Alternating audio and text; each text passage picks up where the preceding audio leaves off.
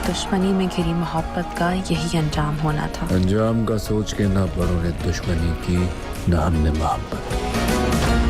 अब एक ही रास्ता है।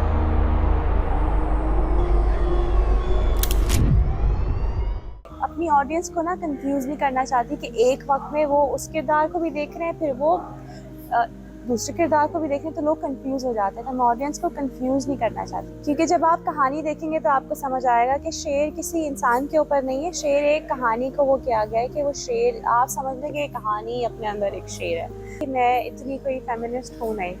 मैं बिलीव करती हूँ कि आदमियों का जो मुकाम है वो वहीं रहे ताकि हम सुकून में रह सकें, क्योंकि मैं खुद जाके बिल नहीं पढ़ना चाहती, मैं खुद लाइनों में नहीं खड़ा होना चाहती। तो मैं चाहती हूँ मुझे वही औरतों वाला जो हमारे पुराने ज़माने की औरतें थी ना, घर में बैठ के सुकून करती थी, मैं वही औरत हूँ।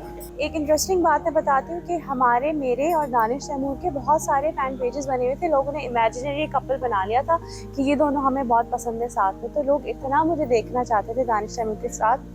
फिर जब मुझे प्रोजेक्ट ऑफर हुआ तो मैं, जाहिर है मैं बहुत खुश थी, क्योंकि ऑडियंस एक्चुअली जब किसी को देखना चाहती है, जब कभी पहले देखा ही नहीं, तो मैंने कहा कि ना करने की तो कोई वजह है ही नहीं। फिर किरदार का नाम डॉक्टर फजर है और ये एक इंतहाई अनप्रेडिक्टेबल किरदार है, क्योंकि जब आप डॉक्टर फजर को देखेंगे तो आप समझ नहीं पाएंगे कि क्या ये मासूम लड़की है या ये बेवकूफ़ है या ये बहुत ही स्मार्ट है। लोग समझ नहीं पाएंगे कि ये एक्चुअली डॉक्टर फजर है क्या। तो इतना अनप्रेडिक्टेबल किरदार है और मैं चाहती हूँ कि वो कन्फ्यूजन आप लोगों के अंदर रहे ताकि आप उस कहानी को एंजॉय कर सकें। पागल खाने में काम करती है, पागल खाने की डॉक्टर है, और जब आप पहली किस्त देखेंगे तो आपको अंदाज़ा हो जाएगा कि डॉक्टर फजर अगर पागल की डॉक्टर है तो वो कहानी उसी को आगे लेके जा रही है कि वो एक्चुअली आगे जाके कहानी कनेक्ट करेगी कि वो पागल डॉक्टर थी तो ओ अच्छा ये इसलिए था। मैं तो चाहती हूँ कि मैं सीरियल किलर का कोई किरदार प्ले करूँ, लेकिन लोगों को लगता है कि मेरी आवाज़ बहुत धीमी है, मैं दिखने में नहीं लगूंगी सीरियल किलर, तो शायद मैं नहीं करूँ। लेकिन मैं तो कब से चाहती थी कि मैं कोई ऐसा किरदार करूँ जो रिवॉल्वर उठाए, जो ऐसा कैरेक्टर हो जो थोड़ी हो सीरियल किलर भी हो सकती है, वो मर्डर भी हो, कुछ भी, मतलब वो हो सकता है। मैं ऑडियंस को ये कहूँगी कि हर काम की कोई ना कोई कहीं ना कहीं से कोई ना कोई इंस्पिरेशन होती है। हम अगर ना भी चाह रहे हो कि हम उसको कॉपी ना करें, लेकिन वो कहानी एक तरह से मिलकर हो जाती है तो लगता है कि ओ ये तो वो कहानी है। लेकिन जब आप हमारा ड्रामा देखेंगे शेर, तो वो कहीं से भी रामलीला नहीं है।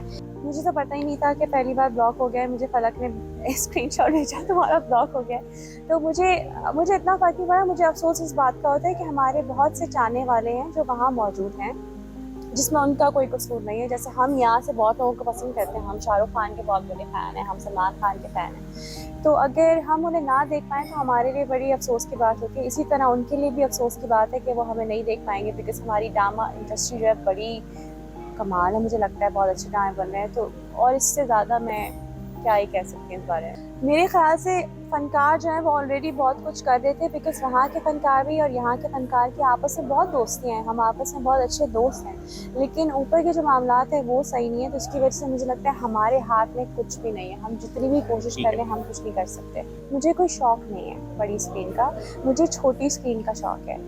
और दूसरा, लेकिन आपको नहीं पता होता कि कल को कोई ऐसी कहानी आ जाए जो आपने नहीं सोचा और आप करना चाहते हैं, तो अगर ऐसा कभी हुआ तो शायद आप मुझे देखें, लेकिन एज़ ए फॉर नाउ मुझे कोई इतना शौक़ नहीं है।